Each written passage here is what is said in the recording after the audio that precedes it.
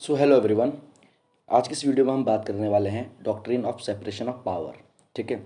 जो ये डॉक्ट्रिन है बहुत ही इंपॉर्टेंट है आपके कॉन्स्टिट्यूशन के लिए भी, आपके जो एडमिनिस्ट्रेटिव लॉ है उसमें भी, और बेसिकली जनरली जो ये हम सोसाइटी में रह रहे हैं उसमें भी जो सेपरेशन ऑफ पावर है बहुत ही इंपॉर्टेंट है। ठीक है। अब देखते हैं doctrine of separation of power है क्या।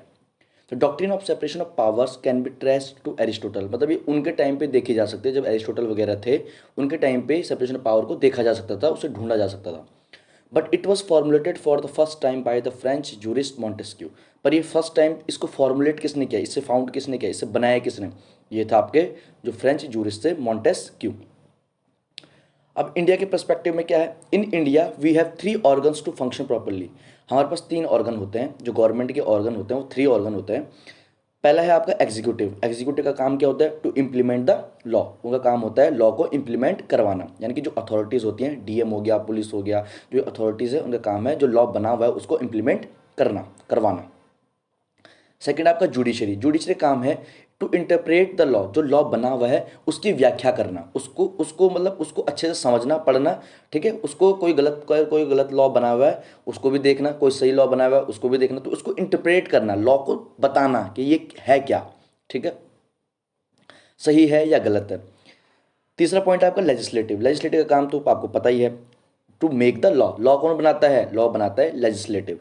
लेजिस्लेटिव के कौन कौन आता है लेजिस्लेटिव में? जैसे आपका आपका आता है पार्लियामेंट, राज्यसभा एंड लोकसभा, और स्टेट में कौन आता है आपका? स्टेट लेजिस्लेचर, या फिर स्टेट कई जगह होते हैं जहाँ पे काउंसिल्स भी होती हैं, तो स्टेट लेजिस्लेटिव काउंसिल्स भी होती हैं।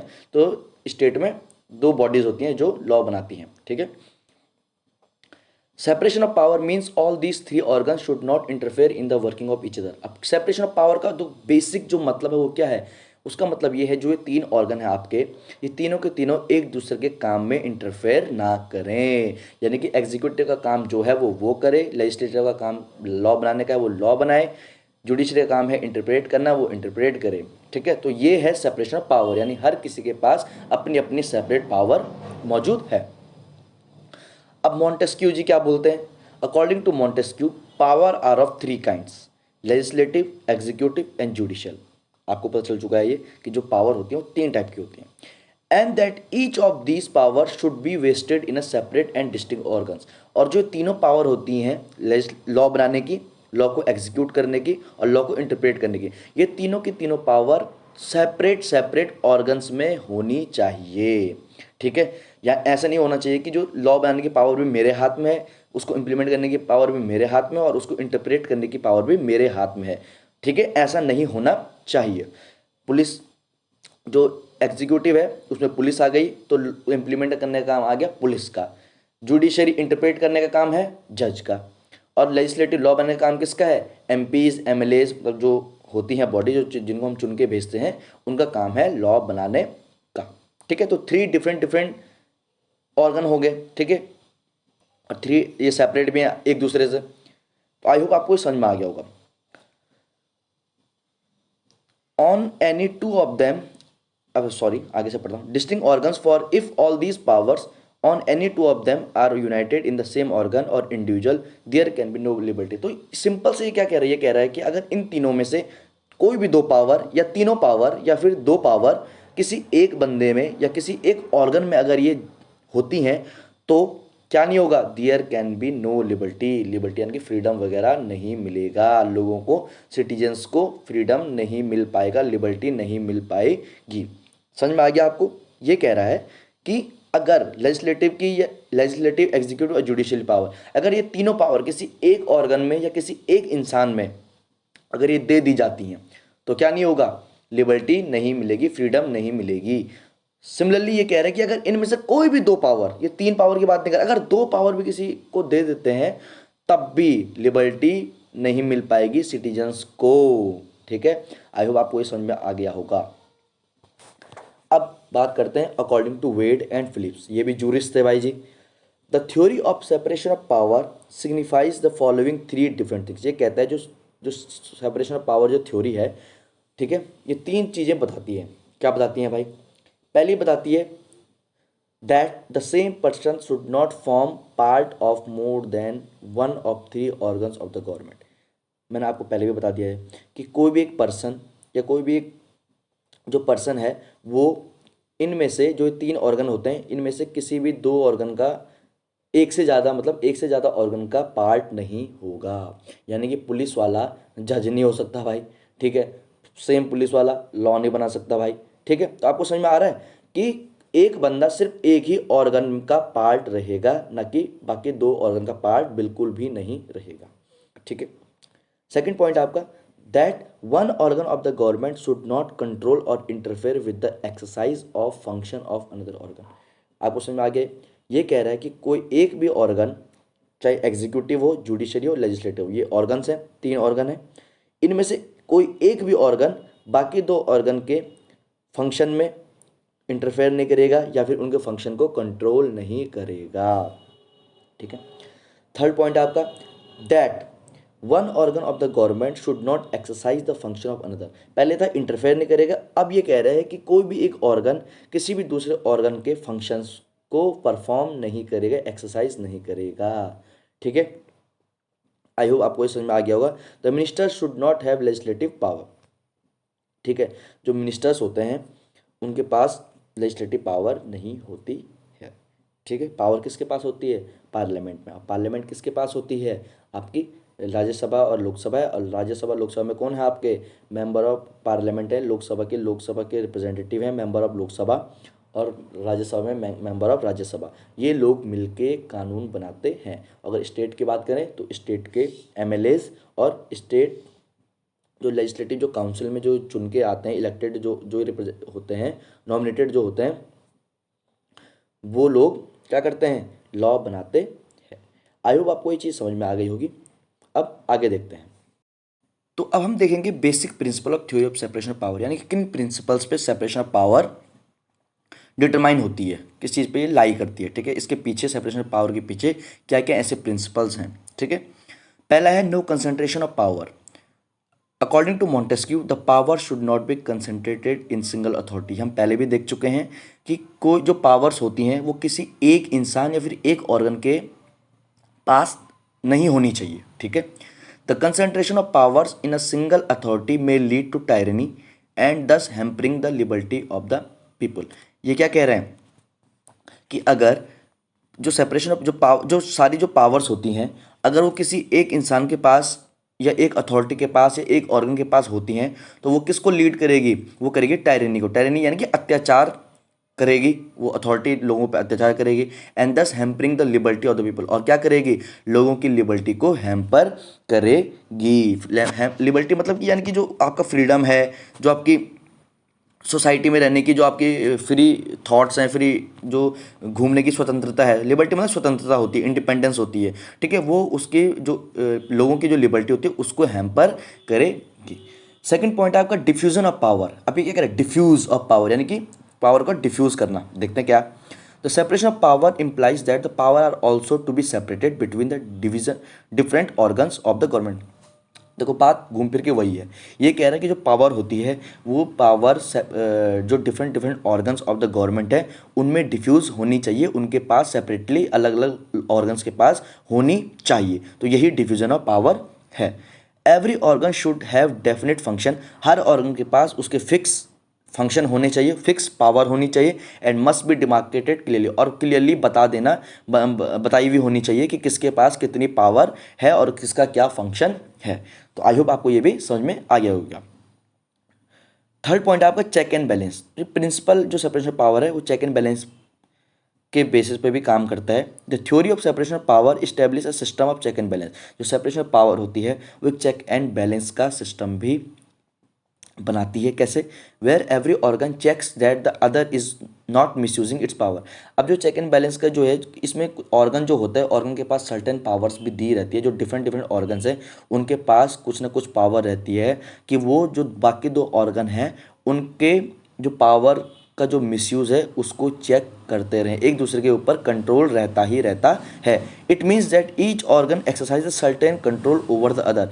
यानी तो अब हम बात करने वाले हैं separation of power in India. India में किस तरीके से सेपरेशन ऑफ पावर देखी जा सकती है। अब इससे रिलेटेड एक क्वेश्चन आता है, how far doctrine of separation of power embodies in Indian constitution, किस तरीके से देखा जा सकता है इंडियन कॉन्स्टिट्यूशन में doctrine of separation of power को। The position of this doctrine may be examined with the reference of the provision of the Indian constitution under the following heads. अब हम कुछ पॉइंटर्स हैं उनके हिसाब से हम देखेंगे किस तरीके से separation of power Indian constitution के रिस्पेक्ट में, ठीक है। कॉन्स्टिट्यूशनल कॉन्स्पेक्टस यानी कि कॉन्स्टिट्यूशन का overview. In India the doctrine of separation of power has not been accorded a constitutional status, यानी कि डॉक्ट्रिन ऑफ जो सेपरेशन ऑफ पावर है उसको कॉन्स्टिट्यूशनल स्टेटस नहीं मिला हुआ है। In the constituent assembly there was a proposal to incorporate this doctrine in the constitution but it was knowingly not accepted. Proposal आया था जब कॉन्स्टिट्यूशन बन रहा था, कॉन्स्टिट्यूशन असेंबली ने प्रपोजल दिया था, बट इसे जानबूझकर इसे एक्सेप्ट नहीं किया गया था। The constitutional scheme does not contain any formalistic and dogmatic division of power, यानी कि जो कॉन्स्टिट्यूशनल स्कीम है वहाँ किसी भी प्रकार से औपचारिक रूप से और कट्टर तरीके से डिवीजन ऑफ पावर्स को नहीं देखा जा सकता है। तो आप यहाँ पे कॉन्स्टिट्यूशन के रिस्पेक्ट में हम देख रहे हैं, ठीक है, बात कर रहे हैं यहाँ पे। The Indian constitution does not speak of the function of the three organ of the state. अब यहाँ पे समझ रहे हो आप, कॉन्स्टिट्यूशन में कहीं भी किसी भी प्रकार से जो तीन ऑर्गन ऑफ द स्टेट होते हैं, लेजिस्लेटिव, एग्जीक्यूटिव एंड जुडिशरी, कहीं पे भी क्लियरली उनके फंक्शन के बारे में नहीं बात करते हैं ये, ठीक, constitution. Under the entire constitution, पूरे कॉन्स्टिट्यूशन में only executive power is vested in the president under article 123 while provisions are simply made for the parliament and judiciary. अब यहाँ पे आप समझ रहे हो कि पूरे कॉन्स्टिट्यूशन में सिर्फ और सिर्फ एग्जीक्यूटिव पावर्स बताई गई है कि किस में लाई करती है, किस में वेस्ट करती है, कौन इसको, किसके अंदर ये पावर्स एग्जीक्यूटिव पावर है। तो ये पावर है प्रेसिडेंट के अंदर अंडर आर्टिकल 123, ठीक है। तो इस पूरे कॉन्स्टिट्यूशन में सिर्फ एग्जीक्यूटिव पावर के बारे में थोड़ा सा ये बताया गया है। While provisions is are simply made for parliament and judiciary, और जो कुछ प्रोविजंस सिंपली पार्लियामेंट और जुडिशरी के लिए लिखे गए हैं, बनाए गए हैं, without expressing vesting and vesting power without expressing vesting power clearly expressly यहाँ पे ये बताया नहीं गया कि क्या क्या उनमें फंक्शन लाई करते हैं, वेस्ट करते हैं, ठीक है। The legislative and judicial powers in any person और बॉडी, यहाँ पे क्लियरली ये बता रहा है कि पार्लियामेंट और जुडिशरी के लिए सिंपली कुछ प्रोविजंस बना दिए गए हैं, उसमें क्लियरली ये बताया नहीं गया है कि लेजिस्लेटिव और जुडिशियल पावर किस बॉडी में, किस इंसान में लाई करती है। बट एग्जीक्यूटिव जो पावर है वो यहाँ पे क्लियरली बताई गई है कि वो लाई करती है प्रेसिडेंट में, ठीक है। सेकंड पॉइंट है आपका पार्लियामेंट्री एग्जीक्यूटिव। यहाँ पे देखिए पार्लियामेंट्री एग्जीक्यूटिव के बारे में बात हो रही है। Although the executive power of the union is vested in the president, ये कह रहा है कि जो यूनियन के जो एग्जीक्यूटिव जो पावर है वो किस में लाई करती हैं, प्रेसिडेंट में लाई करती हैं। The constitution provides for the parliamentary executive, but constitution में प्रोवाइड किया गया है पार्लियामेंट्री एग्जीक्यूटिव के बारे में, ठीक है। अब क्या है पार्लियामेंट्री एग्जीक्यूटिव, ये देखिए, under the constitution provisions have been made for council of minister, council of ministers के बारे में बताया गया है, with the prime minister at the head, और प्राइम मिनिस्टर हेड बताया गया है, टू किस चीज़ के लिए, to aid and advise the president in the exercise of his function. तो पार्लियामेंट्री एग्जीक्यूटिव क्या है, council of minister and president, sorry prime minister है, जिनका काम क्या है, एड करना, सहायता करना और एडवाइस करना किसको, प्रेसिडेंट को, इन the exercise of his function. President के जो फंक्शन है जो उसे परफॉर्म करना है, उन फंक्शन को करने के लिए एड और एडवाइस देंगे कौन, काउंसिल ऑफ मिनिस्टर और प्राइम मिनिस्टर। तो यहाँ पे आप देख रहे हो सेपरेशन ऑफ पावर आपको यहाँ पे दिख रही है, कैसे एग्जीक्यूटिव की पावर तो प्रेसिडेंट के पास है, ठीक है, उसे इंप्लीमेंट किसको करवाना है, जो भी एग्जीक्यूटिव जो काम है किसको इंप्लीमेंट कराना है, प्रेसिडेंट को। बट यहाँ पे क्या हो गया है, काउंसिल ऑफ मिनिस्टर और प्राइम मिनिस्टर की एड और एडवाइस पर। तो यहाँ पे होल इन सोल प्रेसिडेंट पावरफुल नहीं है, यहाँ पे कि अपने आप वो पूरी पावर को एक्सरसाइज नहीं कर सकता है, यहाँ पे वो किसकी मदद लेनी पड़ेगी, काउंसिल ऑफ मिनिस्टर और प्राइम मिनिस्टर की। तो यहाँ पे आप सेपरेशन ऑफ पावर देख सकते हैं। केस है यहाँ पे Ram Jawaya versus state of Punjab, Ram Jawaya JAWAYA versus state of Punjab, ठीक है, इतना इंपॉर्टेंट नहीं है, बस आप केस लो यहाँ पे लिख सकते हो। थर्ड पॉइंट है यहाँ पे ब्रॉड डिवीजन ऑफ फंक्शन, नाम ही दिख रहा है आपको कि जो फंक्शन है उनका डिवाइड करना, उनको डिवीजन करना, ठीक है। On a casual glance at the provision of the constitution of India one may be incline to say that the doctrine of broad division of power of state has been accepted under the constitution of India, यानी कि ये कह रहा है कि जो power of state होती है उसकी जो पावर होती है उसको डिवाइड, उसका ब्रॉड डिवीज़न एक्सेप्ट किया गया है, यानी कि जो भी पावर स्टेट के पास होती हैं उसका डिवीज़न कॉन्स्टिट्यूशन में एक्सेप्ट किया गया है। अब यहाँ पे बहुत ही लेजेंडरी केस है यहाँ पे, in Golaknath versus state of Punjab chief justice Subba Rao observe the constitution brings into existence different constitutional entities, namely the union, the state and the union territory. ये कह रहा है जो कॉन्स्टिट्यूशन है वो अपने साथ बहुत डिफरेंट डिफरेंट कॉन्स्टिट्यूशनल एंटिटीज़ को लाता है एग्जिस्टेंस में, जिनका नाम है यूनियन। यूनियन तो आपको पता ही है, स्टेट भी कॉन्स्टिट्यूशन में है, यूनियन भी स्टेट कॉन्स्टिट्यूशन में प्रोवाइड है, और यूनियन टेरिटरी भी कॉन्स्टिट्यूशन में प्रोवाइडेड है। It create three major instrument, और जो तीनों की तीनों जो ये एंटिटीज़ हैं ये तीन मेजर पावर को क्या करती हैं, क्रिएट करती हैं। कौन सी? लेजिस्लेचर, एग्जीक्यूटिव एंड जुडिशरी, जो आपने पहले पढ़ा है, गवर्नमेंट के थ्री मेन ऑर्गन्स। तो इन्हीं तीनों में पावर्स क्या है, डिस्ट्रीब्यूट की जाती हैं, इन्हीं में ब्रॉड डिवीजन ऑफ पावर किया जाता है। ठीक है, तो आई होप आपको भी ये समझ में आ गया होगा। अब तीसरा चौथा जो पॉइंट है वो है आपका फंक्शनल ओवरलैपिंग। फंक्शनल ओवरलैपिंग यानी कि जो ये ऑर्गन्स होते हैं वो एक दूसरे के फंक्शन में कहीं ना कहीं ओवरलैप करते हैं।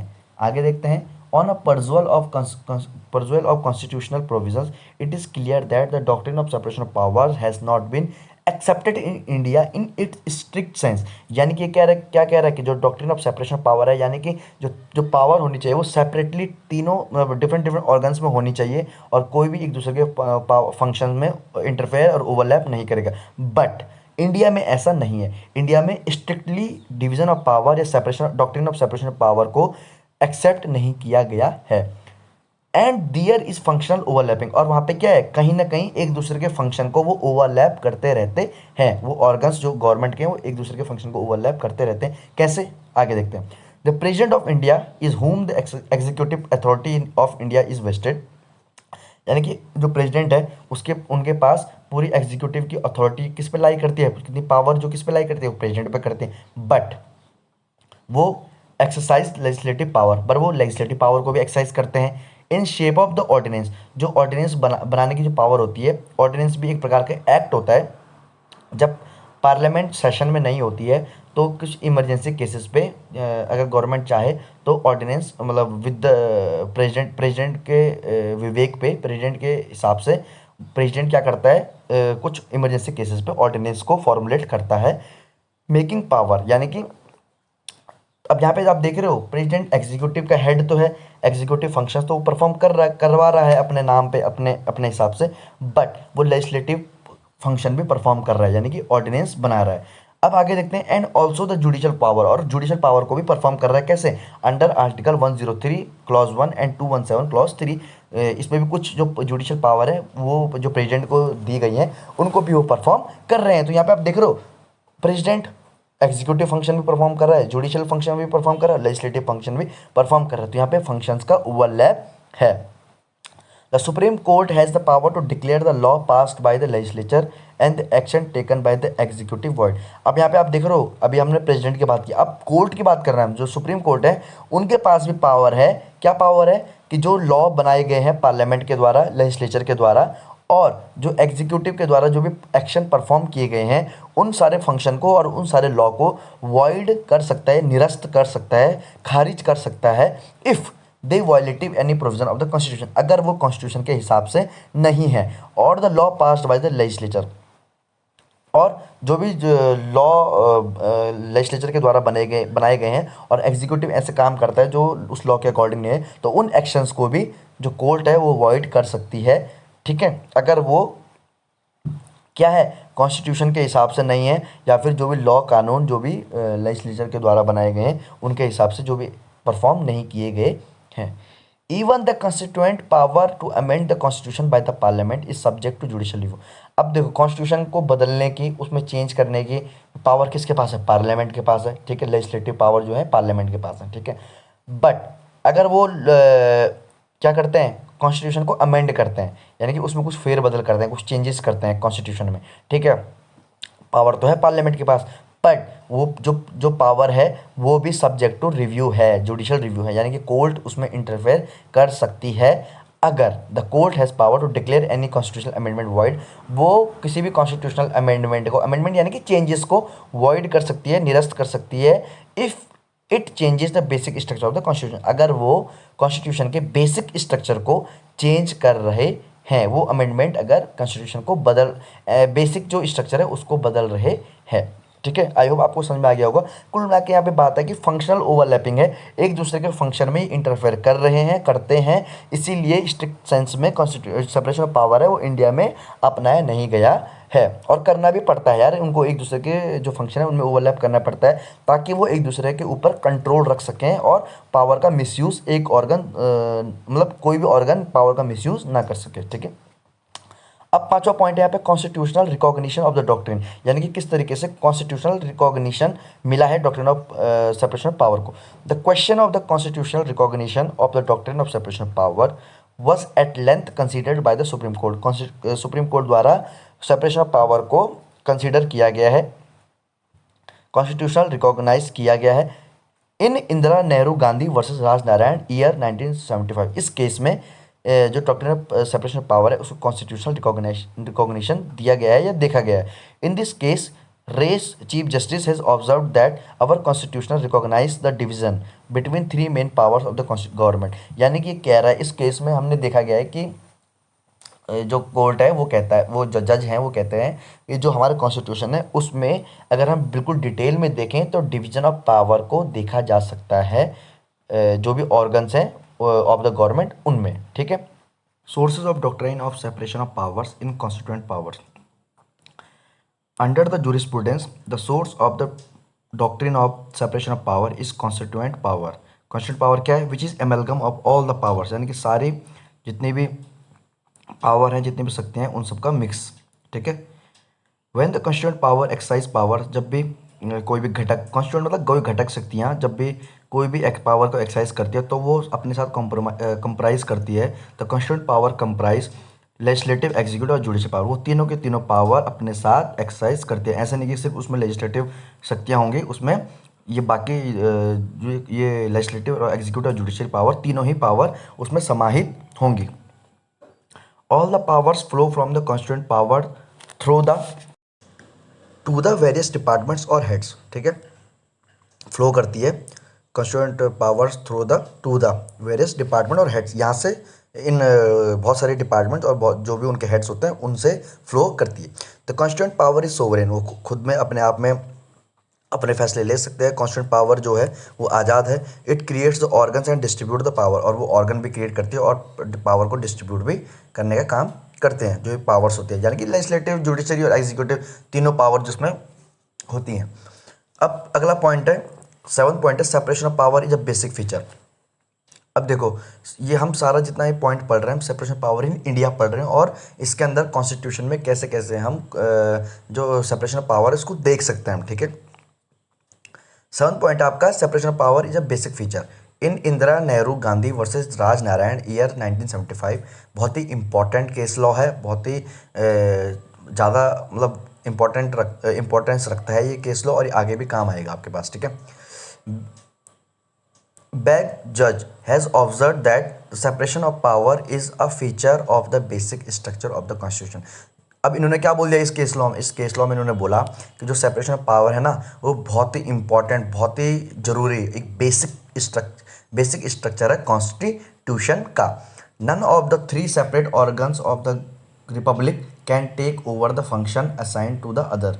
कोई भी इनमें से जो ये तीनों ऑर्गन है, सेपरेट ऑर्गन है जो लेजिस्लेटिव, एग्जीक्यूटिव, जुडिशरी, वो तीनों के तीनों किसी दूसरे के फंक्शन को जो असाइन किए गए हैं उनको नहीं ले सकता है। ठीक है, this constitutional scheme can not be change even by restoring to amending process under article 386 of the constitution. और ये कह रहा है कि जो ये इन्होंने यहाँ पे ऑब्जर्व किया ये चीज़ कि जो सेपरेट ऑर्गन्स हैं वो एक दूसरे की पावर्स को ओवरराइड नहीं कर सकते हैं, नहीं ले सकते हैं, इसको तुम चेंज नहीं कर सकते हो चाहे तुम कॉन्स्टिट्यूशन में कितना भी अमेंडमेंट कर दो। मतलब अगर आप कॉन्स्टिट्यूशन में अमेंडमेंट करने की कोशिश कर रहे हो तो आप उसे नहीं कर सकते हो, क्योंकि बेसिक जो स्ट्रक्चर होता है, बेसिक जो फीचर होता है वो कॉन्स्टिट्यूशन से भी अमेंड नहीं हो सकता है। ठीक है, अब हम बात करते हैं 8th पॉइंट की। Doctrine provides a system of check and balance. हमने पहले भी पढ़ा था कि इस डॉक्ट्राइन, ये क्या करती है डॉक्ट्राइन? चेक एंड बैलेंस का काम भी करती है।